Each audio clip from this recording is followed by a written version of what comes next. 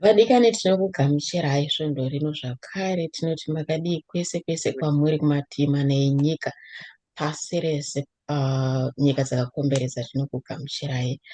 Tadzokazve svondo rino kuzosheya shoko raMwari, kuzogamuchirana.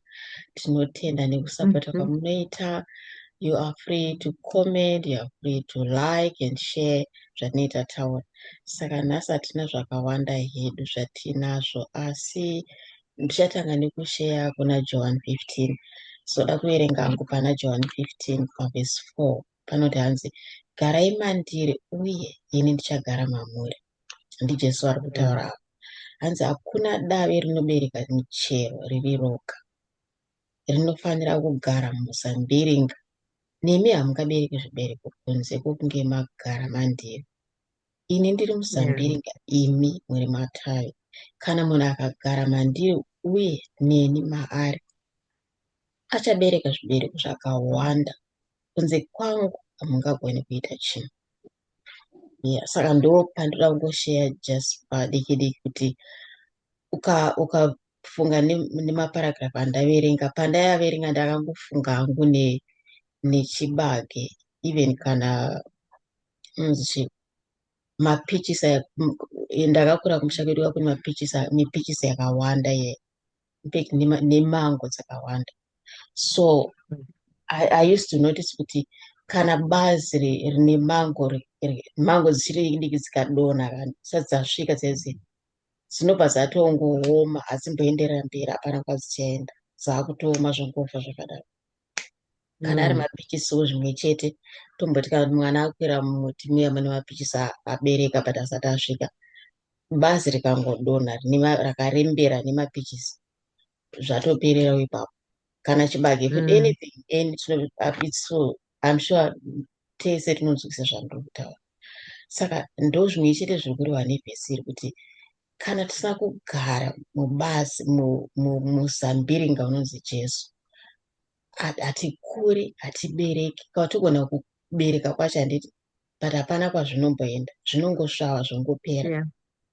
Because kazhinji zvinowanzoitika ndezvekuti vamwe vedu tinongoya muna Kristu, tomboti tauya mwedzi wakapera kana tauya mwedzi unoyu, tongobereka bereka bereka maybe for 2 months, tobva tagara like tongogara ngofunga kuti ndakamboita zvakati, kana kuti ndakambobvisa chegumi nguva yakadai, kana ndakambobata mbama Mwari ndobva ndazobva wagara pasi. Saka zvinogona kusvava zvinhu zvinhu zvemweya hatizvioni isusu, Mwari ndo vanozviona. Saka Yeah. shoko raMwari rinoedza kutsanangura kuti tinofanira kugara maari, tofanira kugara kuti tibereke Yes. zvibereko. Iye ndiye anotipa simba rekubereka, anotigonesa kuti kubereka. Because muti Yeah. unotora mvura kubva mumarutsi muya muya, ichikwira ichispreadwa ichiendeswa kune zvibereko zvese. But imagine kana usiri mumuti macho, panokwira chikafu paipai, panokwira ninge mvura ichibva nemumidzi muya muya ichispreada mabranch. Iwo kana usimo, uri branch resimo, unofidwa sei kuti ubereke? Yeah. Hazvigoni. Zvakafanira kuti kana usingaungani nevamwe January to December uri kumba kwenyu, unokura sei muna Mwari? Pamwe shoko raMwari Yeah. hautomiri, but iwo akatozvilabhela kuti ndiri mutende. So it's impossible kuti ukure hauungani nevamwe, haunzwi shoko raMwari, hauriverengi kana shoko racho, but wakatozvilabhela kuti ndakabhabhatidzwa pano. Saka zvinongori pachena zvataurwa neshoko raMwari kuti kana usingagari mubazi racho rinonzi Jesu, haukuri. Mwari anogona kunzwa kuti saka ndogara sei mubazi iri. Kugara mubazi racho kutsvaga ukama naMwari, Yeah. nekunamata. Kunamata ndo way yatinocommunicata naye naBaba, because Yeah. kana usinganamati, which means hautaure nawo. Ndogara chikupa example kuti zvakafanana zvezvere nemurume nemukadzi, kana kuti tomboti kana kuti it's a boyfriend enyu and a girlfriend, muri plana zvokuchata kana zvokuzoroorana pamberi apo. Pamwe mosangana nhasi, handimaziva kuti indonzi ninyopanana manhamba, pamwe Yeah. mombofambidzana 1 week and then from there no, hapana anekucommunicata nemumwe, hapana anotaura nemumwe. But kumaraini kwenu kwechiti nenge girlfriend yangu, nenge boyfriend yangu, but hamutaurirani, hamufonerani, hamukurukuri kana even kupurana kuti saka tikazoroorana rini kana zvinhu zvozodiko wei kana tichazoda kuita zvakati, hapana chamunotaura. I mean, it doesn't make sense. Saka also doesn't make sense kuzviudza kusvipa level yekuti uri mutendi usingataure naMwari. Like how? It's impossible. Kana baba namai mubachaita normal relationship, normal standard relationship, munotaurirana mumba menyu. Saka vanenge tiri kuita sei apa? Saka Christmas yakusvika toita sei vana? Saka vana mai varoda hembe toita sei? But kana musingataurirani, hatichati makaroora, ndingoti muri kugarisana because hapana communication. Haurimbozwa kuti murume wako ari kuona nezvei pamwe anodzoka zvake kumba kana kuti na12 hapana anobvunza mumwe kuti koma muri kupi nai, ndai ndichikutsvakai. Hapana, anongofuga musoro neko. Saka zvinhu mozva kuti zvinhu zvemweya hazvina, it's not so far from zvepasi panapa, kuti pasi panapa iexample yezvinhu zvemweya kuti communication inoitika panyika yega naMwari futi. We have to communicate. We can't say tiri vatendi vasingataure naMwari, vasingabatane naMwari, vasinganamate kuna Mwari, vasingatsvagi chiso chaMwari. Especially kune vanhu vanenge achitanzi handitomboziva kuti destiny yangu ndei kana kuti what is my purpose. How will you know kana usingataure naMwari? Unoiziva sei kana usingataure naMwari? Hauna ukama naMwari, haunamati, hauverengi shoko, hautomboteerera shoko racho. You just stay confused. Zvangofanana nekuti munhu hauna direction, unenge uchingoenda chiri kwaenda mhepo, you know. Pamwe ukaenda kwashamwari, shamwari dzangu dziri kuita neniwo like regai ndimhanye iko, ndofunga zvine zviri kufamba kunanziko kwamhene kuhwange ndakutoenda ikoko. Saka mutendi chaiye vadikani mutendi chaiye, munhu wese mutendi chaiye, sorry, ndaida kuti utendi hwedu hukwane. Handiti tinofanira kutsvaka Mwari because vanoti director, vanotiudza kuti purpose yeupenyu hunohu. He might not tell you kuti John, ndoda kuti uite engineer kana kuti blah blah blah.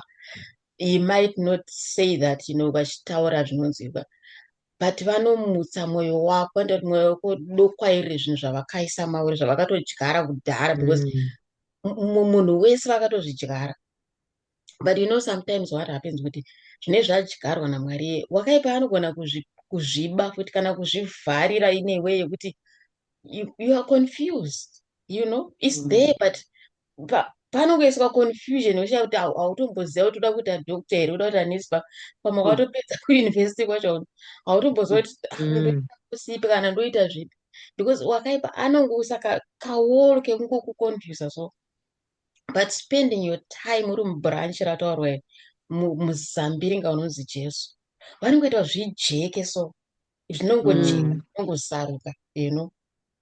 Saka vadikana, I hope pane ari kuitwa zvakanaka, kuti hapana ofendwa, but pane abatsirwa. Amen. Tinotenda Mwari neshoko rine simba sho, ichokwadi, nokuti kana tikasagara mavari hatina zvatinoita, hatibereki sezvoko zvamamuchitaura sitorino, nokuti hakuna munhu anobereka davi racho rikoko, brandi racho rikuparo ega uko, muzambega uri pawo ega, hakuna zvakadaro. Saka kuti tichoita zvibereko titori pavari takabatirira, towana zvatinowana, vachitaura tichizvinzwa, mvura ichiuya, zuva richiuya, chitando chichiuya, tichiitirwa zvakanaka tiri pamwe chete. Saka Mwari wekudenga ngavatiwanire nyasha, tigone kugara mavari, ivo vakugarawo matiri, tichiita zvinoda kuitwa, toita tiri mavari. Nokuti kana uri kunze uko une zvaunoita zvisiri zvababa, kune zvinotoitika kunze uko kana usiri pana baba, zvakawanda, kuba, kuita sei, zvese unozviita bhuzi hausi pana baba. Asi kana uri pana baba, tinongoita zvakanaka. ndikafunga nyaya yemukomana uya muparadzi uya uyu akanoita zvaanga achiita nokuti akava kusina baba ikoko, akanodya pfuma yese akapedza, hameno vaakadya nawo kusvika akutodya maketo enguruve nokuti kwava kusina baba. Paakazodzoka kuna Yeah. baba azoona kuti zvandiri kuita hazvizi kuita izvi, ndobva adzoka futi kuna baba, adzoka futi pachihunde chachona, ndopaakatanga kudya zvakanaka, akupuwa hembe akupfeka akuita sei. Saka kusina baba hakuendwi vadikani, unonosangana Yeah. nezviriko ikoko. Vazhinji vakapinda mutsaona, vakapinda mune zvinhu zvakaipa nekuti vakanga vabva pana baba. Pana baba pane protection, pana baba pane Yes. kuchengeteka, pana baba pane juraho, pana baba vane zvinhu zvavanenge vachidzidzisa. Saka kana uri kwako wega kako hazvina kumira mushe. Saka shoko rakatiitira zvakanaka kuti tigare mavari, ivo vakugarawo matiri. Pane pamwe pavatara Yes. panototi hanzvoni kana usipo, kana usingabereki zvibereko, hakusi kutyisidzirana, vanokata ubva waiswa kumoto. Asi kana tiri pana baba tinotobereka nokuti tiri pana baba nai. Yeah. Ndikaitisirawo maini chanai. That's true. Yeah, ishoko rakakosha iroro rekuti tigare, hanzi kana dare risiri mubhuranji harigoni kubereka, nekuti rinobva ratongodamburika, rinobva ratongosvava, robva ratongofa ipapo. Ndoda kungoverenga kuna Psalms 119 pavhesi 130 inongoti tsinhireni, vanga vachiti saka unovaka sei ukama hwako naMwari, unoramba uchitsvaka Mwari muchitaurirana every day. That's how you get to know God, and that's how your relationship also comes strong. Ende pakutaurirana naMwari ikoko kutaurirana pakuna uchinamata, panguva yekunamata, kutsvaga nguva yaunonamata pazuva, or wherever you are, whether uri mukombi panguva kana uri chii, but mwoyo wako ngaungogara uri in the presence of God, uchirumbidza, uchingotaura zvakanaka, uchitaura nababa wako, uye uchiverenga shoko raMwari. Because pane pavambotaura sidho rino akati unoziva sei your purpose, because ndo question inonyanyotaurwa navanhu vakawanda kuti what is my purpose. Mwari vakambonyatsondisirei pasi panapa, asi ukazvipa nguva yekuverenga shoko raMwari, you will find your purpose mushoko raMwari. Nekuti mushoko raMwari vamwe vanotaura kuti hanzi that's a love letter yakanyorwa naMwari to us. It's a love letter from God to us. And for us to know Mwari, tinotoziva ipapo. Pane shoko rinotaura kuna Proverbs, I think Proverbs 25 verse 2. Inotaura ichiti hanzi, it is the glory of God to conceal a thing. Hanzi ndiko kukudzwa kwaMwari kuti avanze chinhu. Asi kukudzwa kwamadzimambo ndiko kuti vanzvere mhosva. Saka isusu Mwari vanovanza shoko ravo, but zviri kwatiri isusu kuti tiende kunotsvaka kuti shoko raMwari rinotaura kuti kudii. Saka zvimwe zvakavanzika so zvoumambo hwaMwari, zvimwe zvakavanzika so zvawakagadzirirwa naMwari, zvavakakusikira zvakavanzika zvausinganyatsoziva zviri pachena, zvinowanikwa mushoko raMwari. You need to go into the word and search zvakavanzika zviri kuna Mwari. So Psalms 119 pavhesi 30 anotaura yachanzi 119 130 not the entrance of thy words giveth light, it giveth understanding unto the simple. Takuiverenga neshona pa 119 130. Okay, so 119 130 inoti kuzarurwa kwamashoko enyu kunopa chiedza, kunopa njere vasina mano. Saka uri kuona kuti ukaverenga shoko raMwari, hanzi when the word of God comes inside us, rinouya rine light, so raunza chiedza richinonovhenekera everything that is in the dark.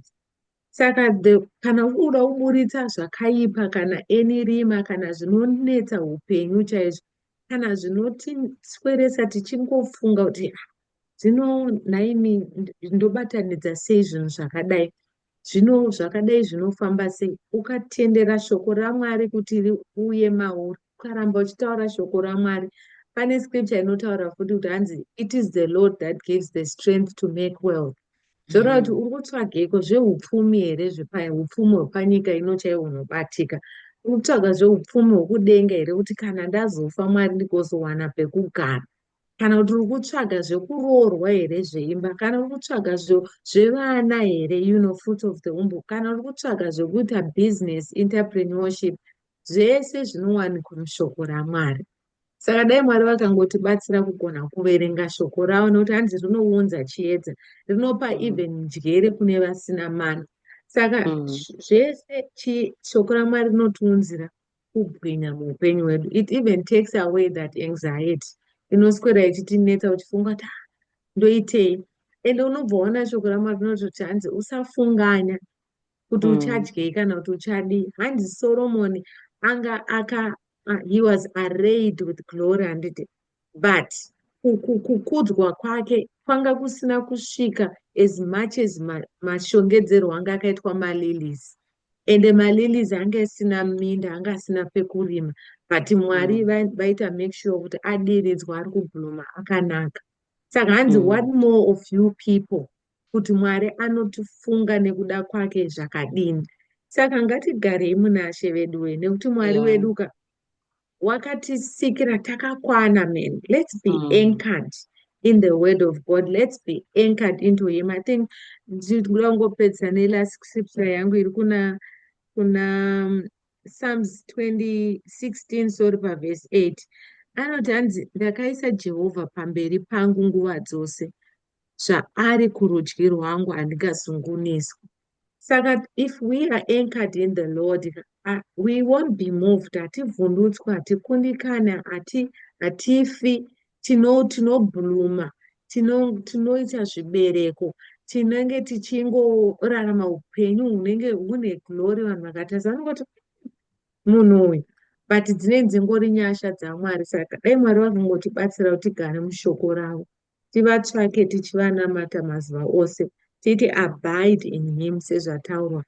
Dangokutendai nemukana wamauya kuti muzobatirana pamwe chete nesu nhasi muzita raJesu. Amen. Amen. Mazvinzwira vadikani, sichipiwa chativharira, tozoonana futi svondo rinotevera. Toda kukutendai baba vedu vakanaka nokutendeka. Toda kuongai masikati ano baba vangu neshoko renyu rakatanzwa Mwari wamasimba ose, kuti tigare mamuri tisabve, tinonamata nezita raJesu weNazareta.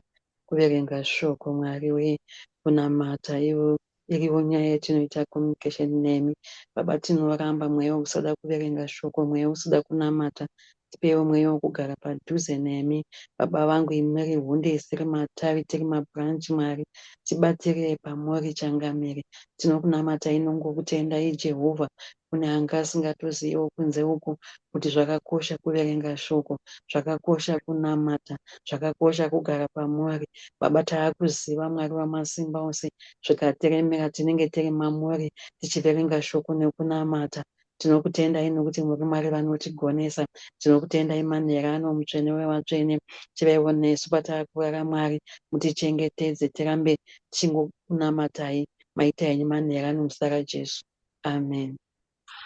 Amen. Vadikani, muitwe zvakanaka, tinokuonai futi zvotevera. Bye bye. Bye.